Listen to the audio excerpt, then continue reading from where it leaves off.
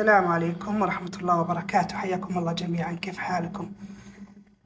زي ما وعدتكم أمس إن شاء الله أني أبى أسوي معكم كبسة الرز البشاور بإذن الله. لا إله إلا الله، اذكروا والله وصلوا على نبينا محمد عليه أفضل الصلاة والسلام.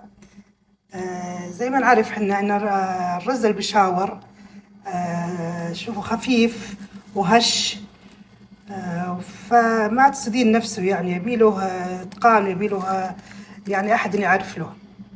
كذلك إنه خفيف، يعني تاكلين منه وأنت ما تحسين بنفسك. عشان كذا أنا ما أفضله يوميا، يعني بالأسبوع مرة أو مرتين فقط.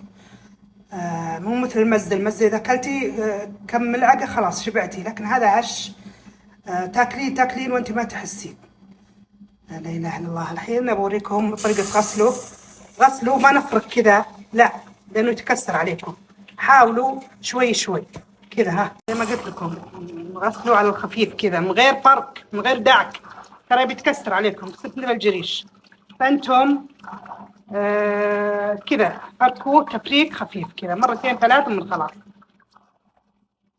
طبعا طريقة نقعه ماء فاتر، مو ماء مغلي حار مرة، لأنه بيتكسر عليكم. ماء يا اما من الحنفية ولا يصير فاتر شوي من الغلاية يعني، ونحط عليه ملح خشن. ملح الخشن ما يخليه يتكسر. خلاص غسلته ونظفته، أبى نقعه موية عادية، موية من البزبوز زي ما تشوفون، ماني منقعتهم ماء حار. انتبهوا خواتي، يعني الماء المغلي يكسره، وبحط عليه ملح خشن. نقعه ملح خشن. طبعا لو جيتوا تكبونه لازم تغسلونه ثاني مرة، بس غسل كذا، ها شيء خفيف كذا تحريك، ما في دعك باليدين أبد. نجي للدجاجة، نشيل طرف الجناح هذا، نشيل هذه والله من أول تهاوش عليها، بس الآن قالوا ما أدري بها هرمونات ما أدري وش به. ونشيل هذا الظهر، شفتوا يكون هذا يضربون فيه الأبر والهرمونات، نشيله وخلاص. وحطه ببادي وحط عليه خل وخليه ينقع تقريبا 10 دقائق. سبحان الله، الخل دائما أقول لكم في له مفعول بسحب الزفرة وسحب الدهون وسحب الأشياء اللي مو مستحبة بالدجاجة.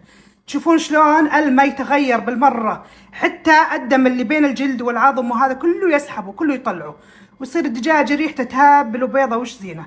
اعتمدوا الخل بتنظيف اللحوم والدجاج والسمك خياتي. هذه الدجاجة قطعناها وطلعنا منه طرف الجناح، وهذا الذيل الذنب، وهذا هو شفتوا العمود الفقري.